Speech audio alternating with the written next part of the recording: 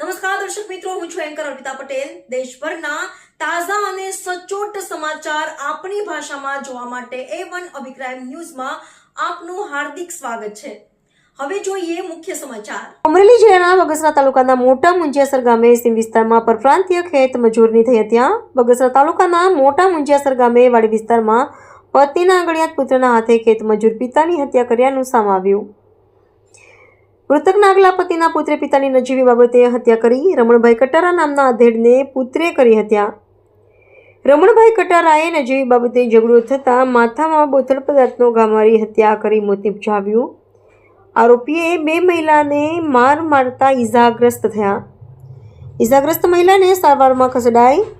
મૃતકની dead બોડીને Bagasara civil hospital postmortem અર્થે ખસેડવામાં આવી। બગસરાના પોલીસના પીઆઈ જે ગડા સહિત પોલીસ ઘટના સ્થળે પહોંચી ઘટનાની હત્યા અંગે વધુ તપાસ હાથ ધરી છે। હત્યાની ઘટના અંગે વધુ તપાસ હાથ ધરી છે। હત્યાની ઘટના અંગે પોલીસ ફરિયાદ લેવાની તજવીજ શરૂ કરાઈ છે। રિપોર્ટર સરફરાઝ ખોખર વિજયપુરી। વિક્રમભાઈ કાળુ અમલિયાર જે મરી ગયા છે, મારા કાકા સસરા થાય છે, એમના છોકરાએ એમનું ખૂન કર્યું છે અને બગસરા પોલીસ સ્ટેશનને જાણ થતાં તે આરોપીને પકડીને બગસરા પોલીસ સ્ટેશને લઈ આવ્યા છે અને જે ડેડ બોડી છે એ અત્યારે સરકારી દવાખાનામાં છે એટલી મને જાણ મળી છે।